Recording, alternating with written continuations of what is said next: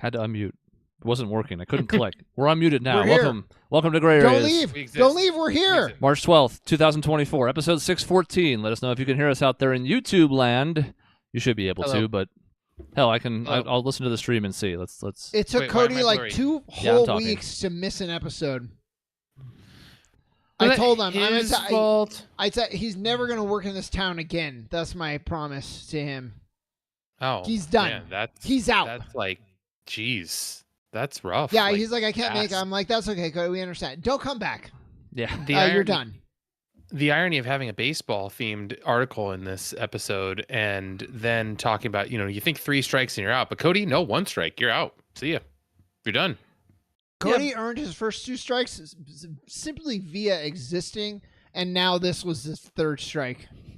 So how many strikes did I earn merely existing? It's a different game. It's like bullseye, and you're trying to get the bullseye, but you keep busting. You mean darts? You just keep busting. Mm-hmm. Just by asking that question, you busted. Darts, yeah. What did I say? Bullseye.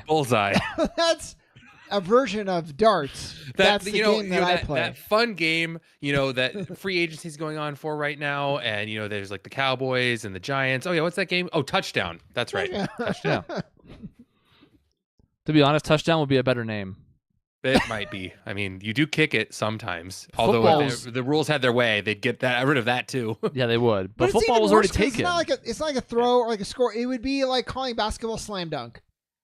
Because that's a specific type of score that you can get. And you can argue it's the most...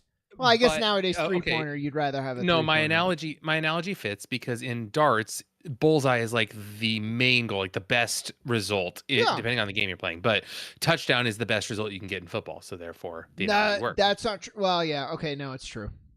Yeah, I was trying... Because, like you can get like the conversion, go for 2. Yeah, that's after a touchdown. It's after a touchdown. That's touchdown. Yeah. Yeah. I'm trying, but I can't. Roasted. Nope. You're done. I'm done. I'm done like Cody's done. I just beat him. You're 1 strike, Sean. You're out. All right. Well, now we're down to 2 people this episode. So, anyways, you can't strike me. I quit. We're doing a sort of headlines roundup. Kind of. It's more just a topical thing. Some of them were in the news. Some of them are just things that are happening as we speak. So it's just timely stuff because, I don't know, I think there are times when we're at our best when we do this. Don't get me wrong. I love the tier list. I love some of the other content we do as well. The game show's super fun to put together, but like, this is at the core of who we are. It's talking about what's in the news. It's talking about smart people, stupid people, whatever's out there. And this is our opportunity to do so on about 5 or 6 different things. Sean mentioned one of them last week, which was Young Adult Lit. We have some other more topical things like, current, like right now moment stuff. It's all over the place. Impossible to be more topical than YA literature. You know what? But it is two recent books. But let's not start with the literature. I think we have some other little bit more pressing things. Okay. I was going to let you. Well, I'm thinking the Akira Toriyama passing, which. We're going to get to the point in our lives like this one where we really start caring more about when we hear somebody has passed. The won't apply to Dave, who didn't know who this person was. But for Chris and I, I'll speak for myself. I'll let Chris talk about his.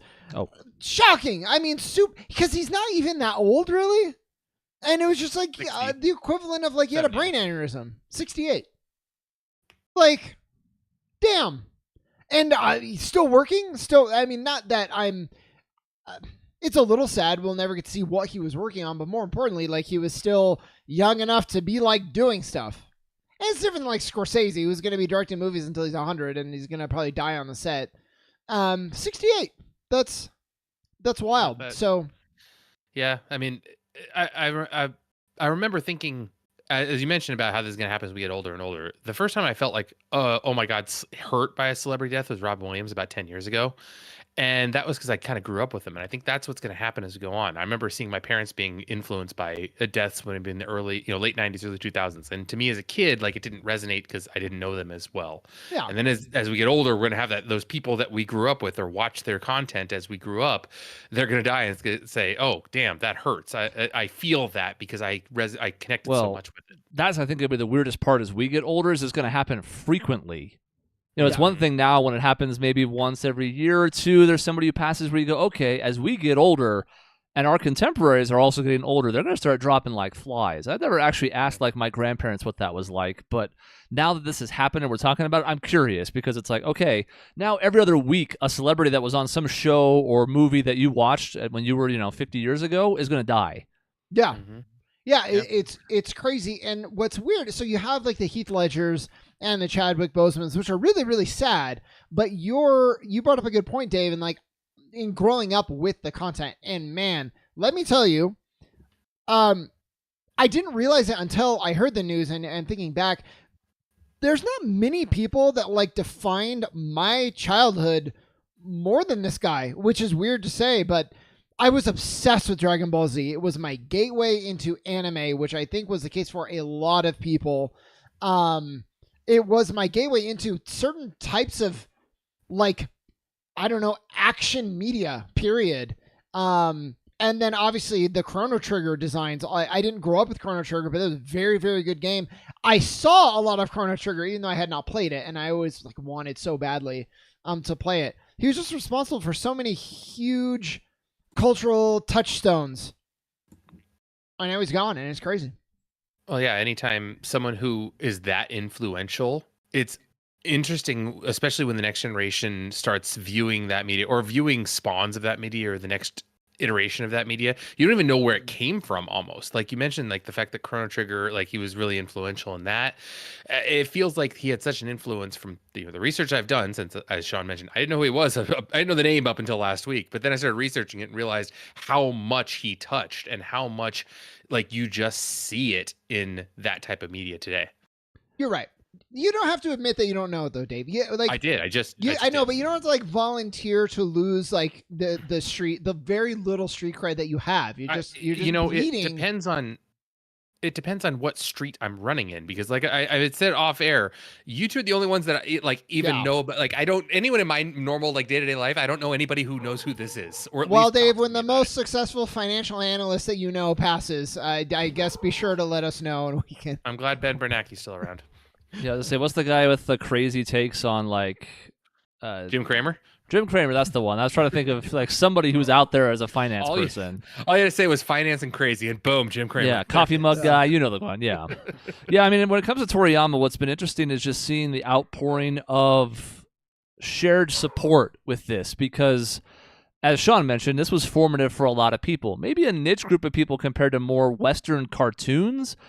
But we're also underestimating the global impact, because while in America, Toriyama's prime was sort of missed because of when anime became popular in the United States, that was not the case in places like Japan, but also, like, shockingly, Central and South America, super big on Dragon Ball Z, big influence on African American culture. Like, his footprint that he's going to leave now is remarkable because it brings together walks of life you wouldn't expect. There are times when somebody passes and everybody goes, oh yeah, like we all liked this, we all liked that. This has, as the logo at the bottom of the screen would indicate, there's a Venn diagram that has a sizable middle, but it's got people from all different sorts of walks of life in it, and I think that's kind of the coolest part of seeing everybody come together now. Yeah. To me, that's one of the coolest parts of social media, to be honest. Like, you can rip on social media all you want, but seeing, even, like I said, I didn't really understand this as much, but I saw a lot of social media posts last week talking about Toriyama and just how different walks of life, how I was like, I didn't expect this person to know who that was. Or, I just seeing all the different people with the good memories of it and posting about that type of stuff is a really cool aspect of social media. Yeah. Yeah. I mean, I don't know, Dave, I would bet good money that there was something in Persona 5 that was inspired by DBZ. Oh, I don't doubt animation it. of somebody powering up and something was definitely like it just was this touch point for like absolutely. I don't doubt it one bit. I don't doubt like the Ryuji running off the exploding ship. I don't doubt that had some maybe type of. I don't doubt it at all. Well, the thing you have to keep in mind too is that it hits a weird cross section of early internet. There were a ton of AMVs based on Dragon Ball Z. Oh my god. Take your favorite emo rock song of around 2000 and stick it over clips of Goku fighting Vegeta, and you have a banger that's going to get however many views were a banger at the time, probably hundreds. I mean, hours, countless hours on AMVs. And then I did the same with Bleach. And other anime, and Naruto, which Peter already brought up, like it was also the inspiration for all those other the big three and beyond of anime. So, I mean, even I think there was an influence on even like Western cartoons like Avatar. Beyond the obvious dream episode where he literally evokes, like I think it's this DBZ hair or something. Right. But even just in the regular storytelling of Avatar, there are elements of. You could argue the Avatar state is just fucking Super Saiyan. So. And what was the thing One Piece recently did? Mode 5? Gear 5. Gear 5. Yeah, there was some comparisons with that. Like, is this the best transformation ever? And obviously the comparison was Super Saiyan. I don't know if you can really put it in the same breath just because Super Saiyan was first and a long time ago. So its influence, I think, inevitably influences Gear 5. But I don't know. I just feel like, I mean, Dave, let me ask you this. You've seen Goku, right? Like, like whether that was on somebody's backpack in school or something, like you at least recognize that character. You may not even know what he was from, but like you saw him around, right? You recognize, absolutely. Well, and the weird thing was, and that was the difference between the two of us, is between us, I believe, is that growing up. I this is gonna sound really derogatory, but it was like the unpopular kids were the ones who had this. And I'm not saying they were wrong or they had bad taste or anything like that. It was just the people that I was friends with, not saying I was popular because good Lord, I was not popular. I just wasn't in those same circles. That's all. It tells me more that your friends sucked. I was in the sports circles. That's the thing. I was playing sports with people. That was it. So, well, I mean, you did. I was too, the rare person that had both. So that's the only reason he got exactly. introduced to some of the things he did was I was both sports and a nerd. But I think it's worth noting that like it's very different now, and this is going to be the old men talking, but nerd culture was not accepted in the late 1990s. You were ostracized for it almost universally, and now, I mean, yeah, people can gatekeep certain fandoms, but for the most part, you can pretty much get into whatever you want to get into, and you're going to find a subset of fans who are into it with you. In the 90s, that was not the case, so it's not like what Dave experienced was very different from anybody else. That was the norm back then. And that's the funny thing is that the internet really has helped that because, like I said, I didn't know people in my school who knew this. And so to me, it was this, I don't know what this is, so I kind of stayed away from this. But with the internet, I'd go on there and see people who like it and find groups of people who like it and then know that I'm not alone. And so that's one of those things. I'm a pretty cool guy and I like DBZ, so I mean that's a stretch. Plus you and Maisie both said you don't like it, and I'm looking again bringing up the Venn diagram of you and Maisie, and it's not looking so good for you. Actually. For the people who don't know DBZ, it's not looking great. Maisie, a known jock, too into sports in high school to get into Dragon Ball Z. Yeah. Maisie was a fucking band nerd. Like, come on. But I mean, really, I love the fact that now you can have these crossovers, that you can be okay with it. That's something that growing up, I was just picked on and bullied for the things that I did like or didn't know about that the cool kids knew about. God. And I love the fact that now, like, you can just kind of be into what you're into and it's okay. Well, your school is terrible. And think about it from a different perspective. When we were in high school, our friends Adam and Brian were a group of like 4 or 5 that played a game called Big Eyes Small Mouth.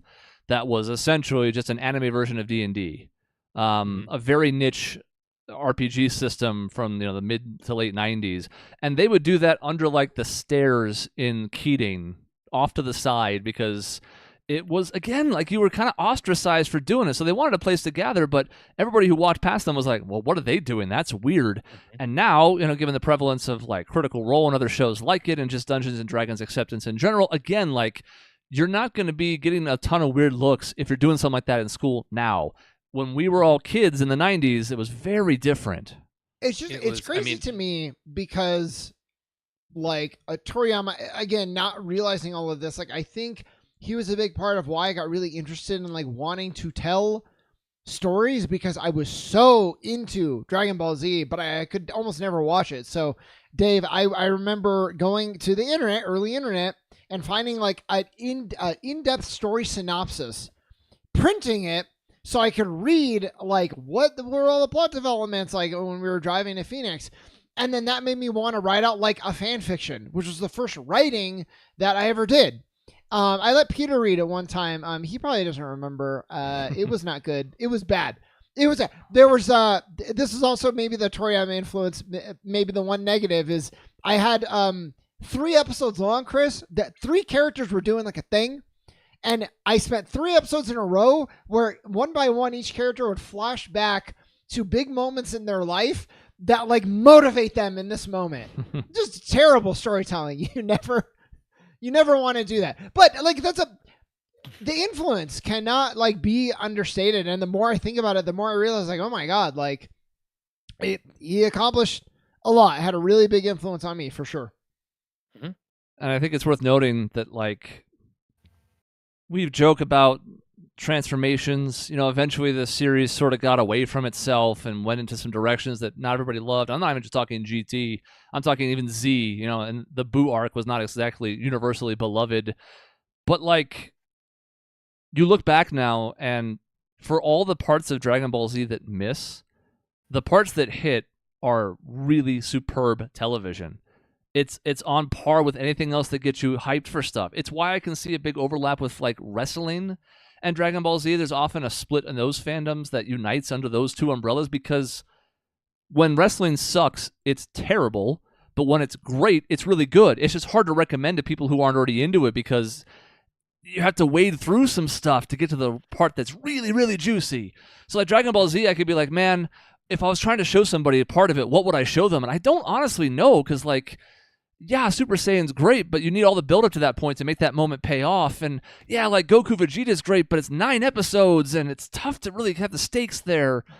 So it's hard, because I want to be like, yeah, in light of Toriyama's passing, like, go watch Dragon Ball Z. And it's like, maybe do, but I don't know how to tell you to start it.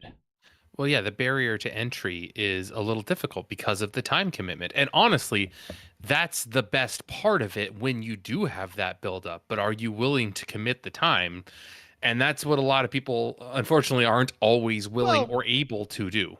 Probably Kai. Probably Dragon Ball Z Kai is. Because I think that gets it down, however many 100 episodes into... It cuts up about 2/3 or so. It's manageable. Yeah.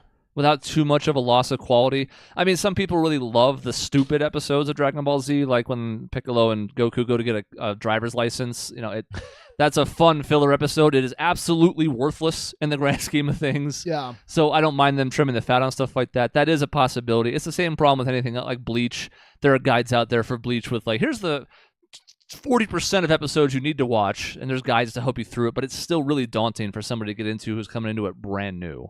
I also think the Trunks saga is really, really, really good. All the stuff with Cell.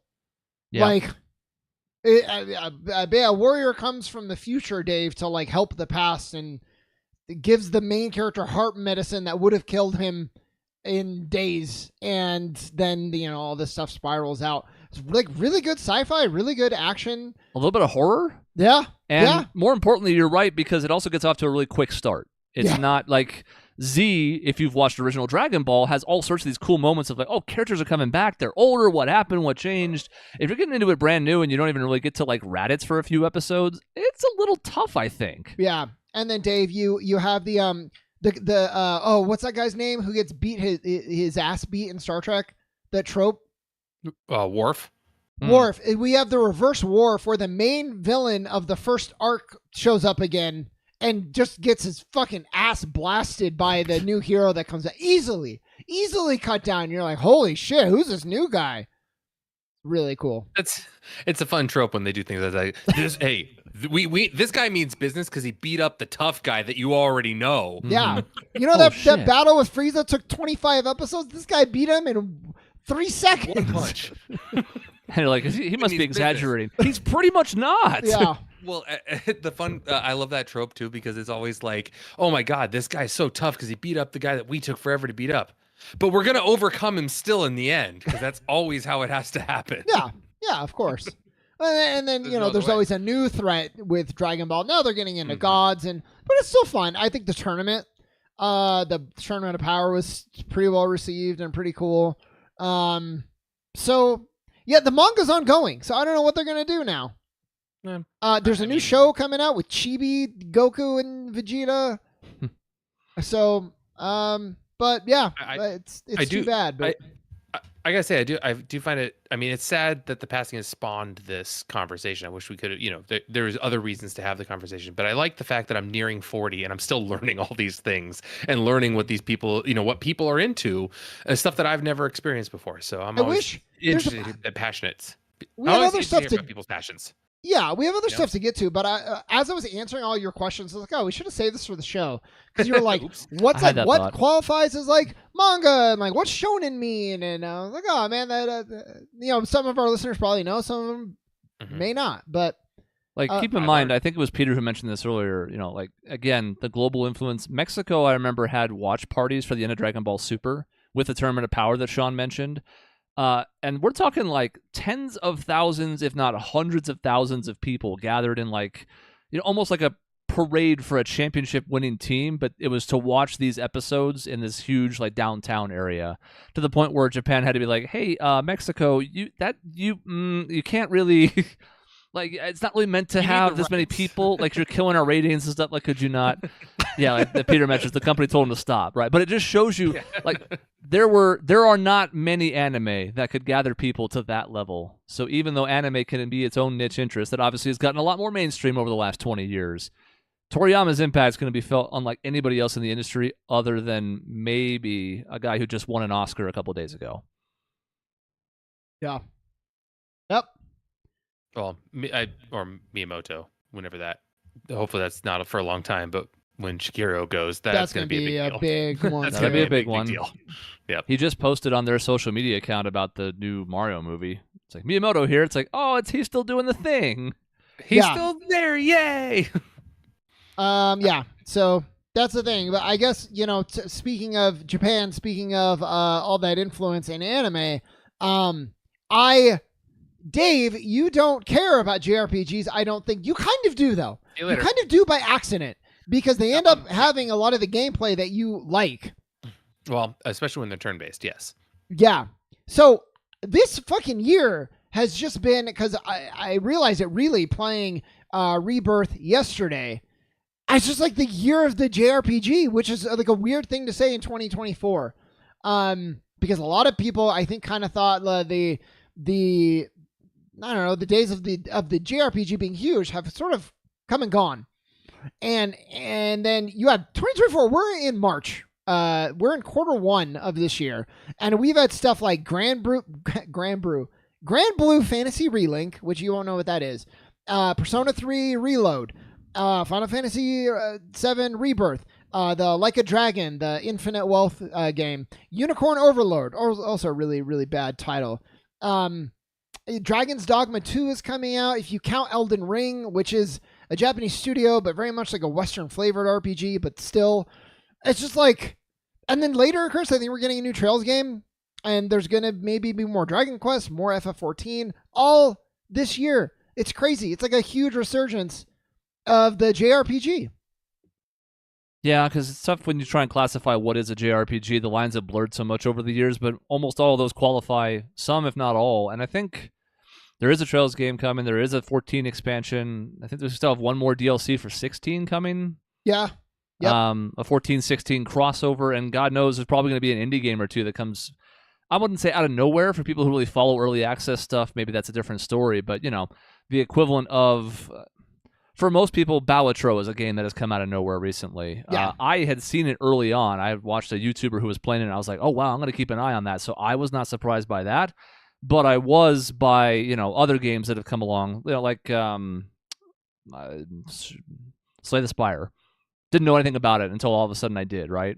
So it's a really cool time to be in video games unless you work in them, in which case you're being laid off in record numbers and the industry isn't looking the best as a whole, and yet there's all these really good, successful games coming out, so I'm trying not to be too pessimistic. Well, and I kind of bring this up at that time as like a success story, because the quantity of the games is a lot, but the quality is really good. No, Peter, you got to get to Persona 5 now. I mean, even I say you need to do it. Yeah, you could actually turn off the show. Well, maybe not that, but right after the show, you could just do it. Yeah. The quantity is good. The quality is great. And they're selling like huge amounts. Infinite Wealth sold really, really well. That Grand Blue game sold like shockingly well. Final Fantasy VII Rebirth was the highest selling game in February. It released on the 29th. Yeah. It had one day to buy it. Well, and people are like, well, it didn't sell as much as the original. And it's like, that's right. That's in Japan where gaming is just dying in Japan, which is weird for all these JRPGs that are really good. Japan is weird. I don't know what's going on in Japan, but fuck them. Who cares?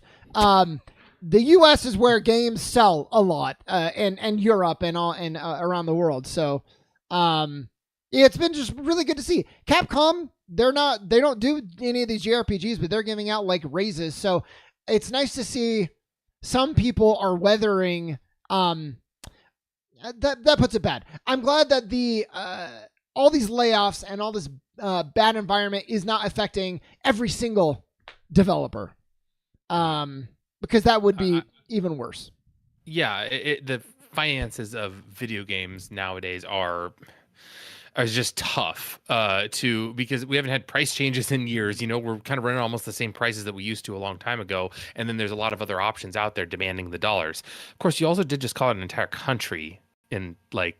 Well, maybe they can buy their own games. What the fuck? I don't know what the problem is. But it's interesting because you have Rebirth, which I can only imagine was an absolutely gigantic fucking budget.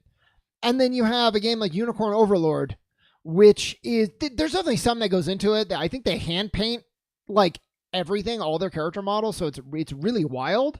But like the budget is so small, and yet I'm like, which of these is a better game? They're both really, really good. So you have your choice. It's a good time to be a gamer, especially if you like JRPGs. Yeah, and it's fun to have like maybe two of the best games that are going to come out all year come out before even April hits. So that's fun. Yeah, and as we age ourselves further with every conversation we have, especially because I had a birthday yesterday, I feel like I remember the dark days of JRPGs. The mid-2000s were not especially great, to the point where I was like, are they going to keep localizing games? Are they going to keep bringing things here? Tales of Symphonia was a big hit. That was 03, 04-ish. But like, there was legitimate questions about whether or not the genre would even make it in the States. And now all of a sudden it's like, well, there are plenty of good Western RPGs too, but like you said, it's the JRPG heyday. And that's not what we would have expected even like 10 years ago. Yep. It's pretty cool. Yeah, so that's fun. Yeah, Chris, before I totally take over the show, you said that there's like some headlines. Do we want to hit some of those? We can real quick, just so that the top of the screen isn't a liar, although the audio listeners have no idea. Because some of them are related. We might as well jump to Yuzu next, because that's about video games and the current climate of things, and Nintendo, which is a Japanese company. But the short version of this, for people who don't know, is essentially there was an emulator called Yuzu that was able to play Switch games, and Nintendo recently sued them, and they caved extremely quickly. We're probably never going to know this for certain because they reached a settlement, and so we're never going to get disclosure. We're never going to get a court date, etc. My guess is that the folks behind Yuzu hired counsel, and either because of the Patreon that they created that was giving them money per month to run the emulator that was illegally running Switch games. Now, remember, emulators, of course, on their own are not illegal, but there's a certain problem if you're charging people to use it to then obviously play things that don't belong to them. Or it was because they had some kind of internal communication that would have come to light, like emails from people within the company talking about things they absolutely shouldn't have. But Yuzu essentially caved, paid Nintendo $2.1 million. And I have to be careful here, only because I don't want to be accused of being a bootlicker. I saw a lot of outrage at Nintendo for this, and I do not understand it. I don't either. I'm so glad that I thought you guys were going to get mad at me. Yeah, I don't care if I'm a bootlicker. Like this, Nintendo made this thing. Like they made this thing. Someone created something to emulate it, which, like you said, on its own is not bad. But when you're profiting off of something that somebody else made, if that happened in writing or movie making or songwriting, people would be up in arms because you're plagiarizing. Isn't it the same thing? Now, Dave is the most vanilla, follow the rule. Dave, I thought of this the other night. I was in bed and I was like, you know what Dave is? He's the guy in the Star Wars galaxy who's for the Empire. Oh God, no. Like the regular citizens, the Empire's doing a lot of good stuff. They're for the people. They blew up an entire planet, but they were in the way. They did bad things. But you know what? I'm saving on taxes. That's my dad argument. It's like, Dad, the Trump is crazy. He's like, yeah, but look at your wallet. Dad, what are you talking about? Thanks, Peter. I appreciate you. Yep, I thought the same thing that Sean's thinking about me. Yeah, I mean, it's not the first time, but in this case, it was. Yeah, it's like Dave in is the shower, in bed, yeah, all sorts of places. Dave is like the guy who's like, no, actually, the Empire's kind of good. Anyways, I am also with you, Chris. To go back to YouTube, I don't even know. So you said emulators are not illegal, and I'm curious, like, if you had an emulator on a current system that is for free, that's playing the games that are coming out now, so you don't have to pay for them. And I'm curious, like, is that like technically legal too? I would have thought that's just pirating, but like I don't know all the ins and outs. Well, that's the problem, is that the highest court in the land has no fucking clue any of the words we've said in the last 5 minutes. Okay. So I think the other reason that somebody like Yuzu settles in this spot is because it's dangerous not only for them as a collective individual, but because I don't think you want to establish precedents on what exactly is and is not allowed in emulation. Because you're right, there are two critical differences with this. One, it's of a current system.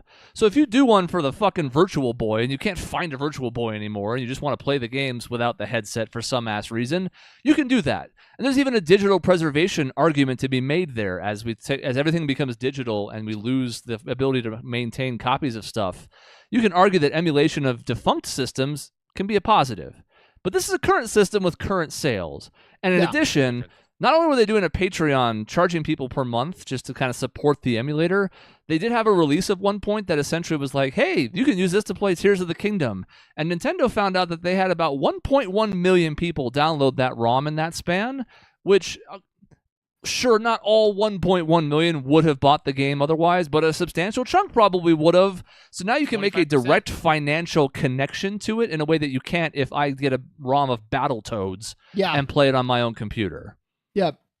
And that's the distinction you just made. Right? Yeah. The distinction you just made is like if I go back and I find a way to play an old Zelda game that I don't have the console for anymore, it's really tough.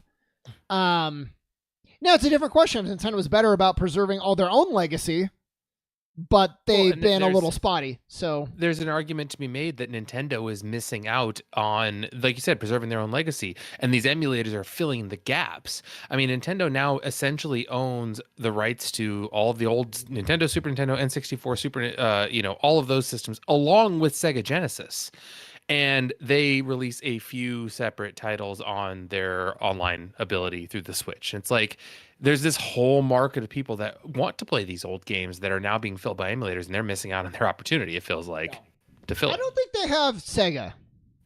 They have Sega on the Nintendo Switch. You can play the old Sega Genesis games. But like they don't own Sega, though. That's like a deal they made with Sega. But yeah, I mean, to your point, yes, you can play. They can work it out where they could have more of this instead of resorting to emulators. Because I agree with you in the sense that if it's a defunct system, something that is no longer made, the emulation is not that big a deal because you're not missing out on current sales. That doesn't exist. But yeah, the Tears of the Kingdom argument is spot on. Like you wouldn't be called a bootlicker for saying that, hey, they missed out on potential. Let's say 1.1 million people downloaded and only 20% of the people would have actually gone and bought it. 200,000 more copies. That's a huge amount. Yeah, and Nintendo is notoriously litigious, so it should not come as a surprise that they've had emulators for years. The Dolphin's been around for forever, and Nintendo's never really gone after it. There's still plenty of like ZSNES and other SNES emulators, but they're not of current systems, and they're not making money off of it. So it's kind of like user just kept poking the bear, and the bear is known to eat people for doing so. Yeah. And then they ate them, and they're like, what happened? Why did the bear eat these people? Yeah, and to Peter's point, like I think that's valid that like the experience on the PC in some ways is better. But yeah, again, like coming to Amazon's defense or whatever, if I'm trying to see where Nintendo's coming from, if I release a song, if I release Dave that when I did the Kingmanian song, Proud to be a Kingmanian, and someone else released that song and it's like, well, I cleaned it up, it sounds clearer. So they're selling it and they're making money and I'm not now from my song. Well, that sucks. I'm the one who sang it. You know how hard it was to think of those lyrics? And I feel like the people... Yeah, exactly. That was a really difficult thing that you came up with off the top of your head. All by myself. Mm-hmm. No inspiration. Yeah. In episode 3. I feel like It's a trend online that people now are all in support of, like, yeah, we need all this free stuff. We need to make sure that it's accessible and everybody gets a chance to play it. And then as soon as someone creates it, it's like, well, come see my Patreon right here so you can give me money for this thing I created. It's like, they're the same thing, people. Like, you create something and you want money.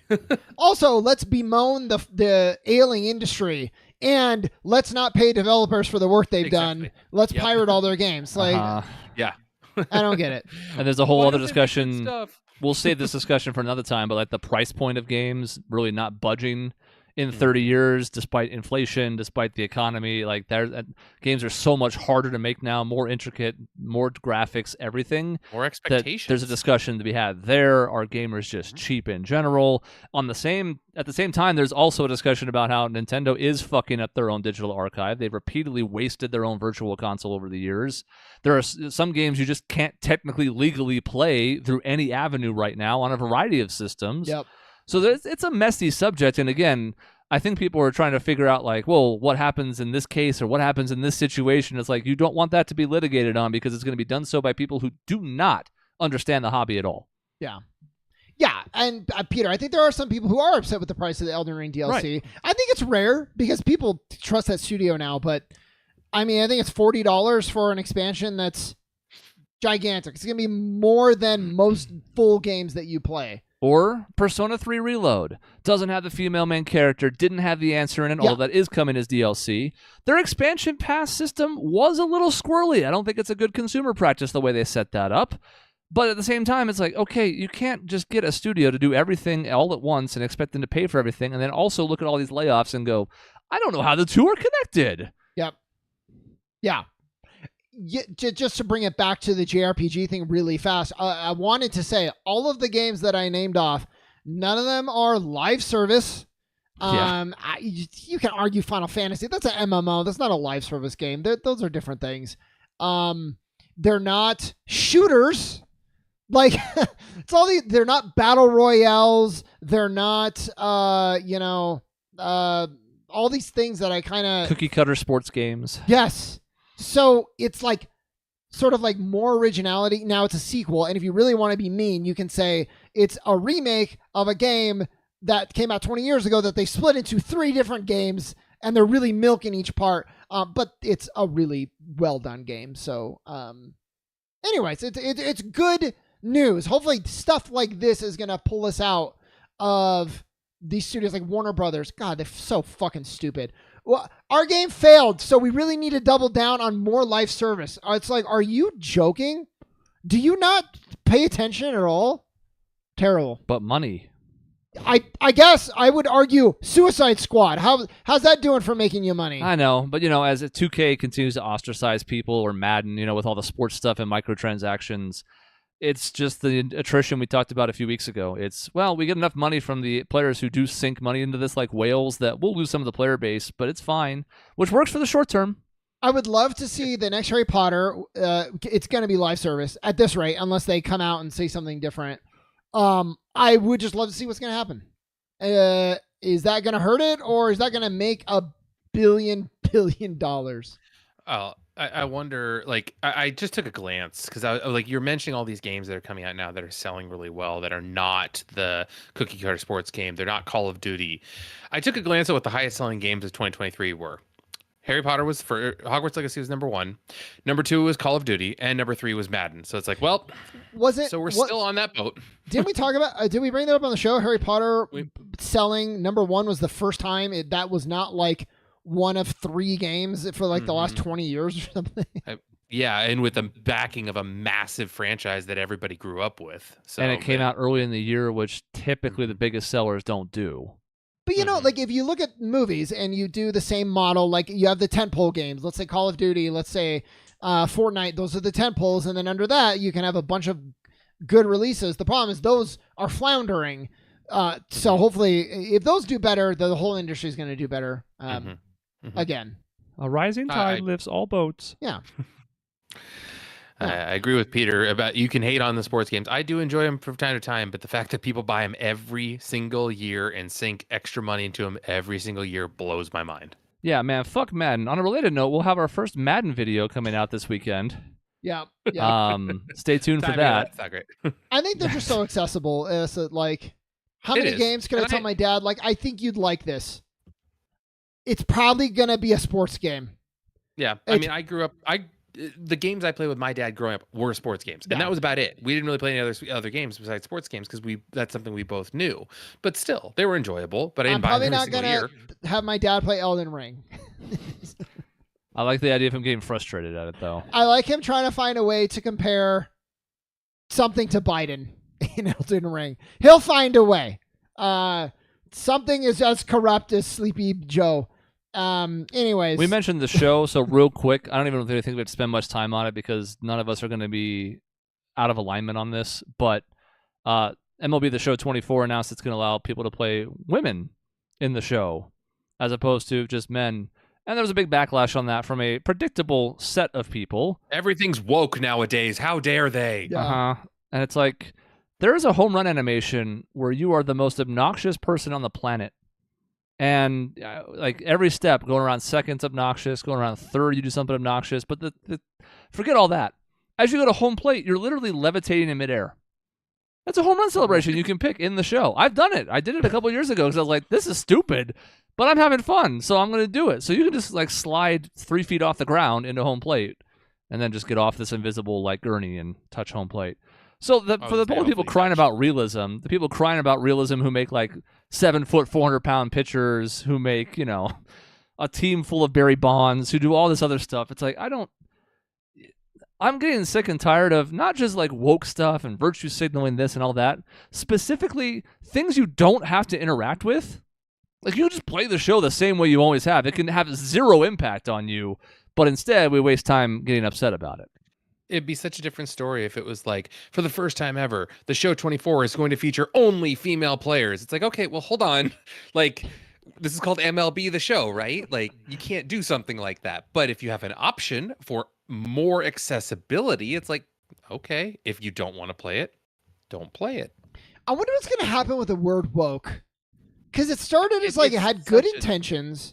No, well, I wonder if we're going to come full circle because it started with good intentions and then Republicans sort of like co-opted it to be like a bad thing. But like when my dad brought up woke the other day. I'm bringing up my dad a lot today. And he brought up woke and I was like, yes, Dad, Must please. be an election year. I was like, what do you mean? And he was like, oh, you haven't heard of woke? And I was like, no, Dad, what's that? Please explain it. And he's trying to explain to me what woke is. And I wonder like maybe it's when people like him are also using woke, maybe it has just ruined the phrase for everyone. You know what I mean? Like when your grandpa uses woke and he doesn't really understand what it is.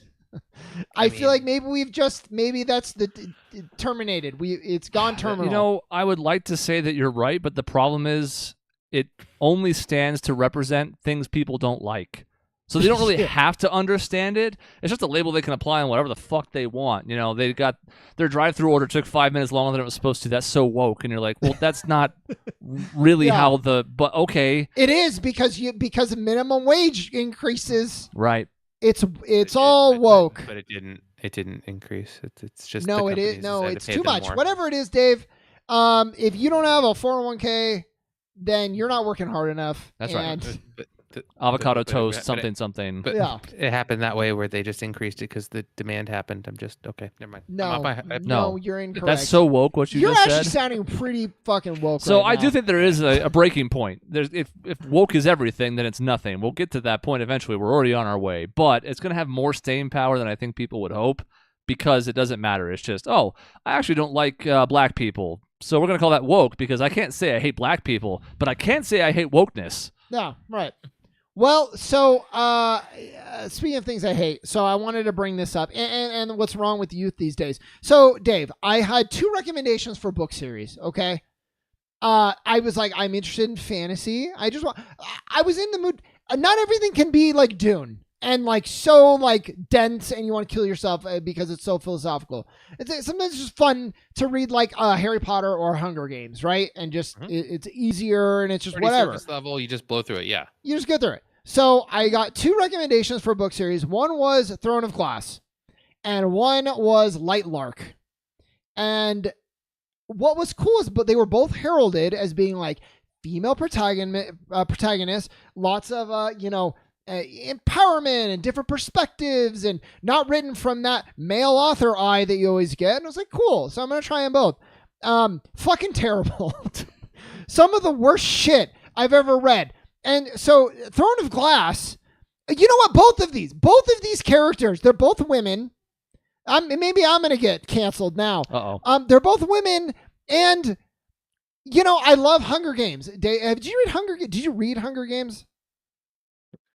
We've talked about this on the show. No. Yes, I read all of them. You expect me to remember every little thing? Be reasonable. I do. It's weird. You do, actually. So, Hunger Games, Katniss is a great protagonist. Flawed, but very relatable. Very cool. Like, you root for her, and is capable. I know you did, Peter. And it was funny because Peter asked me, have you heard of Throne of Glass months ago? I said, no. Now I have, and it's fucking trash. So these characters, Dave, they're not relatable. They're so good. The author spends so much time telling us how great these characters are at everything that they do and how beautiful they are, how much all the men want them. But the writing, they're really stupid. They make bad decisions constantly. They're not capable of anything. And in Throne of Glass, the whole thing's a competition. So imagine Hunger Games, but instead of being like, oh my God, is Katniss going to die in the opening fucking salvo? Probably not, because she's the main character, but you don't know. These are so dire. This series, from the day one, they're trying to say it's a competition, and it's but we all know Selena, I don't know how to say her name, that's another problem I have. She's going to make it to the end. We know she's a great assassin. She's the best assassin. She's 18 years old, by the way. She's just great at everything. She's the best assassin that's ever lived. She's going to make it to the finals. Foregone conclusion.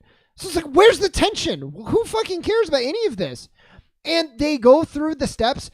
Imagine Goblet of Fire, Dave, but instead of going through every trial, there's and then a couple trials happen and they went good. So anyways, back to the flirting, which is why you're really hearing the love triangles. I'm come on, give your readers some credit, but I guess they deserve none because people just love these books. Light Lark, just let me, I'm sorry, just let me finish the last one. Light Lark, they say it's a competition, but it's also not. And there's no rules. Whatever happens is just whatever, it just goes. They are smutty. Yes, they are. Both of them. That's probably the only selling point for their readers. Part of the appeal. But Harry Potter, I mean, again, Kevin was asking me, why are you reading YA literature and expecting anything big from it? I'm that's fair, but I loved Harry Potter. I loved Hunger Games. I love so many of these books. They did a really good job. Just because it's YA doesn't mean it has to suck. Why do they all suck now? And the answer is Twilight. I was going to say, what the elephant in the room is. The answer is just Twilight. But I feel what if you did a Twilight, but you made it good? Wouldn't that sell even more books? Well, it could be smutty, but also interesting. I mean, you don't need to, though. That's the thing. Peter's right in that people enjoy it for the smut, and almost in a perverse way, people enjoy the shittiness of the writing. So they almost feel okay being enthralled with the smuttiness part of it. Well, it's so over the top that it's okay. It's starting to feel like porn because it's starting to feel it's nice that you're trying with a little bit of plot stuff. Just give it a little bit of context. But really, we're here for the smut. Mm-hmm. So we now have an entire generation that grew up. I mean, God, we're just going back 20 years ago constantly in this episode. I guess that's the theme. But, akin to how we talked about AMVs and stuff, fanfiction.net's been around for a long time. And for most people that really liked reading it or writing for it, it was just a vehicle to get characters to fuck. And most of the stories were god-awful. The pretenses were stupid. There was just no reason for any of it except to get two characters to fuck. That was it. I mean, you're right. So now those are actually grown-ups in positions where they can influence writing and beyond just a small internet audience. It's, hey, if you make smut that connects, people are going to love it. And as Dave said, why try harder if the lowest common denominator is good enough? It's true, but it's so fucking bad. Dave, so there's a curse in this land, okay? How the curse comes about is told about 3 different ways, so you don't really know. Everybody on this day of the curse has a really bad thing happen to them, okay? So some people, they die at 25, which is pretty bad, I would say, on the scale. Other people can't go out at night. To survive it, right? Yeah, other people can go out in the day. Like it depends what sect you belong to. In the wildly creative Sunling, Moonling, Wildling, which is doesn't apply, but anyways. And then you have a group of people who can't fly anymore. And that's their curse. It's like, oh God, what are they gonna do? Are you fucking joking? It's so bad. It's so inconsistent. She doesn't understand what people think or feel. And I just want to bag on, she made a book. I certainly didn't. But it's just so bad. It's so bad. This is like, when you talk about wanting to have representation, want to have strong female protagonists and stuff like that. Like you mentioned Katniss, a strong female protagonist, flawed, but also, strong in her own way, talented. I have always said from the beginning, I don't care who wrote it, how it's written, who's the start. Is it good? Like, is it a compelling story? Like, if a man wrote, a woman wrote, if it's a woman main character, male main character, black, brown, red, I don't care. Like, let's just make it a compelling, good story and that's all that matters to me. And it's tough for me to be like, it's tough to like have such this focus of like, well, we've got to read all these things that are written by this type of author or stars this type of person. If it's not good, then what do you do? Like, that's the hard part, is when like we got to push this forward, then we have crappy stuff. Well, I almost want to read the sequel because it was so bad, but I'm not going to, because I don't want to support it anymore. I value my time more than that. Man, finishing a book, that takes a lot of time. So I'm not going to do it, but I was not impressed. And I liked the YA when I was a kid. Yeah, Goosebumps, Animorphs, the way to go. Yeah. Animorphs was fucking good, dude. Animorphs was deep, actually. Yeah. For a serialized book series that I could read in about an hour, it was kind of deep. Animorphs would be like, Dave, if they were like, they can morph in animals. Sometimes they have to touch them, though. But sometimes they don't. And you have to morph out in 2 hours. But if you're horny enough, sometimes you can wait 4 hours. It's like, if you make sure to fornicate as the animal, you can skip that 2 hour limit. Right. And actually, you can't get pregnant when you fuck as animals, so that's great too. Yeah, and Cassie is just smart, and you see that she's smart. It's just, they're not telling us she's smart, and then she goes and makes... Dave, in the first chapter, this woman, she's trained her whole life for this competition. She falls off a balcony because she's startled in the first chapter. And, happenstance, she gets saved. But if this very unique situation didn't happen, she just would have died in the first chapter because she slipped off a balcony because she was startled by someone clapping for her. Because her voice is so beautiful, Dave, that everybody claps because she's so talented. You did learn, you've taken master's classes on writing. You did learn the first thing is to tell, not show, right? That is the key to writing. We had a whole chapter dedicated to don't show anything. Just tell the reader what they need and then skip to the sex. Readers are not smart. They can't pick up on subtleties. You got to tell them right out front what's going on. Dave, a character gets kidnapped in about halfway through the book. Pretty big deal. They don't know. They're trying to find a way to free her. And then in the last, close to the end of the chapter, they were like, oh yeah, we freed her. She's good. What do you mean you freed her? What are you off page? You just figured it out? This was chapters where she was captured. And then of course she's the bad guy. I also have to tell you, she's talking to this girl. It's her only friend. They're going over their plan. And yet all of their plans keep getting thwarted. And they're like, oh, well, it must have been the serving girl in this case. She must be the traitor. Or, I also told this other person. No, you fucking idiot. The one person you're telling all your plans is your friend. Look at her. And she was a traitor the whole time. I called it in the fucking second chapter. It's so bad. I suffered. I suffered greatly. In my mind. I have this great image in my mind of like the book story being like, we have to find this person. She was captured. And then all of a sudden the next page, you flip the page. It's like, oh yeah. And Cassie was sitting right next to you. Hi, how's it going? I made it out. Honestly, we give it a little bit of space. That's what happened. We just like found a way to break it. Yeah. Fucking great. Yeah. Call me Ishmael. Anyways, we caught the whale. Yeah. Yeah. The whale. The fireling guy, he can use fire, which is cool. He also has a power where he can tell if you're lying to him. Why? What does that have to do with the power of the sun or any? What are the rules? Just tell me the rules. Chris, you almost made me just spit water all over my computer. Yeah, that we saw was that. Fucking tastic. Yeah.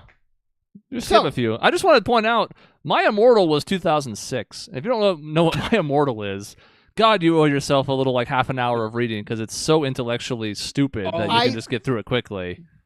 I still say Dumbledore. Probably Dumbledore. It's basically I couldn't remember the name of that, Chris. I'm glad you mentioned the name of it because that is exactly what I was thinking of when you were describing this story, Sean. Was that? That's 2006, and at the time we all laughed because we're like, "Haha, how stupid is this? It's never going to be like this." And it's like, no, we're actually heading in that direction quicker than we might like. I'm convinced she knew what she was doing. Like, I came out dressed in My Chemical Romance sweater, and the way she met, it's too brilliant and funny to be an accident. She can't.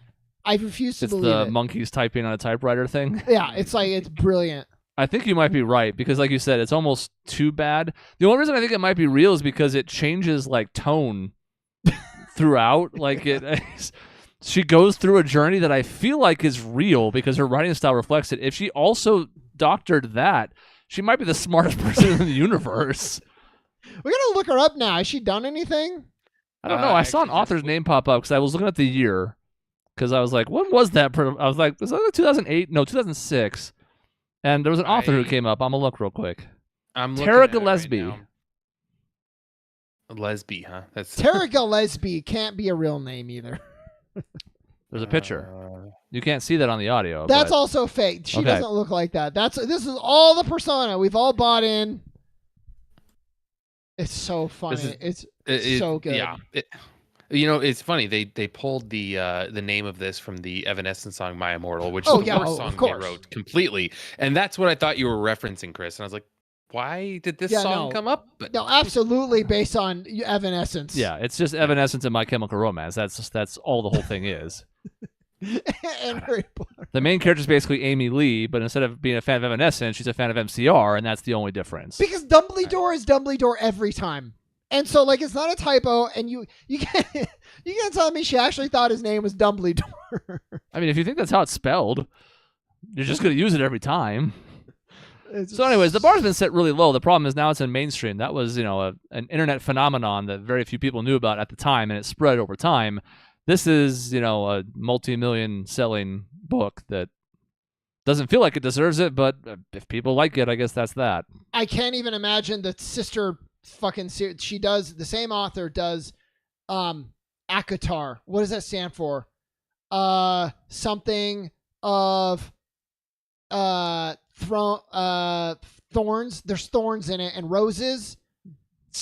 A court of thorns and roses or something. Anyways, it's just supposed to be Throne of Glass, but even more smutty.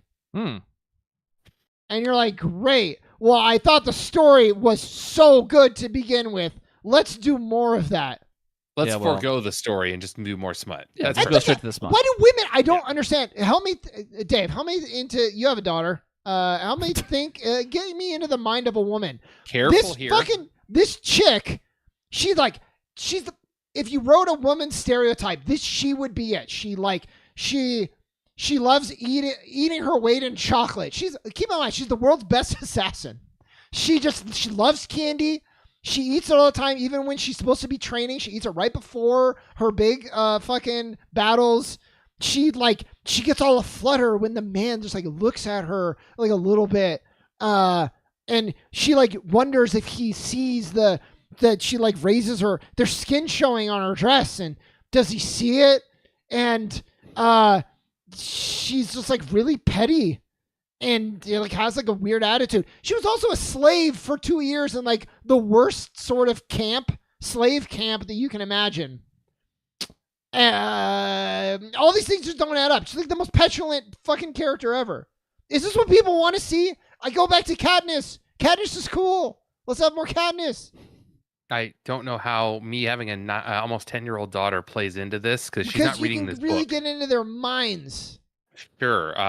If 10-year-olds are evaluating this, they're dumb. in comparison. So they you're- can't figure this stuff out. They're simplistic in their storytelling. The problem is that these are 25, 30-year-olds that are reading this book now. So Yeah, or more. But, Yeah. Maisie mentioned it earlier. 50 Shades of Grey is the other elephant in the room besides Twilight. Mhm. And at the end of the day, I guess that's just going to be a market for women in particular. I mean, it's not like, this isn't unheard of. Danielle Steele was a thing. Like, it's women like to have sex in their novels. And it's imagination for them that I guess guys aren't into. Guys are like, we're just going to watch porn. To each their own, I guess. But I never read a Daniel Steele book, but I would imagine some of them have good storytelling, right? Like, why? maybe not. I don't know, but like I know there's sex. You have to imagine that. I don't know. I haven't read one either. I think the writing's better, but I think they're still the same formula.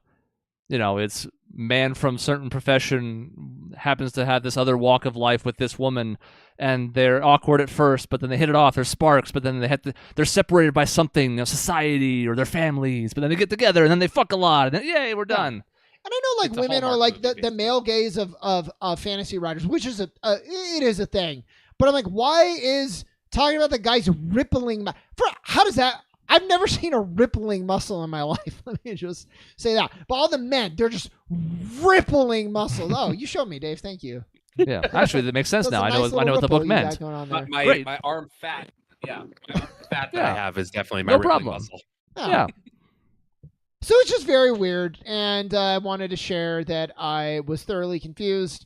I did the dirty work of reading these books so I could report back to the masses that I don't think it was good. Give it a score out of 10.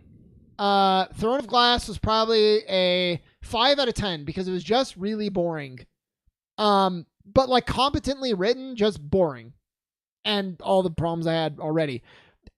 Light Lark legitimately was maybe like 2 out of 10 because the ending, there's like one plot twist after another of like a random shit. It makes Palpatine coming back look like Shakespearean. It's just Oh like, God. Oh boy. Oh God. you have like you're reeling so fast from one plot point from one twist. You're not even ready for the next twist, and it sometimes nullifies the twist that you already saw. You're like, what the fuck is happening? Yes, General Hux is the spy. Got it. It's so bad. I will. You know what, Peter? As a sister point to this one, I will recommend you good books that I've been reading lately. That'll be next week though, because I've already taken us over time. So next week, I would love to give you recommendations, but I haven't read a fiction book in a very long time. Travis Baldry. Is he an author? Because he is the voice actor for one of the book series that I read. Travis Baldry, he's really good. Yeah, I think it's repeating. I don't think you typed I put the it back same on the thing screen so you can twice. see the name. Okay. That's really interesting if he actually is an author and also does audiobook reading. I'll have to look more into that. But yes, next week I'll come with recommendations. I guess that wouldn't be like unprecedented. There's the guy who guest starred in Critical Role, Patrick Rothfield. Oh, Ross. Yeah, Rossberg. Yeah. Yeah, something like that. I said that I'm close on the name. That is my recommendation, by the way. Who is also an author but has done some voice work. Like there's Rothfuss. Yeah, there you go. Rothfuss. Yes. Yeah. Same He's idea there, where there's overlap, and I guess it makes sense if you dabble in fantasy and you have the voice for it. It's a layup, I guess. Now, Dave, that I'll get to this next week, but that he writes really good books.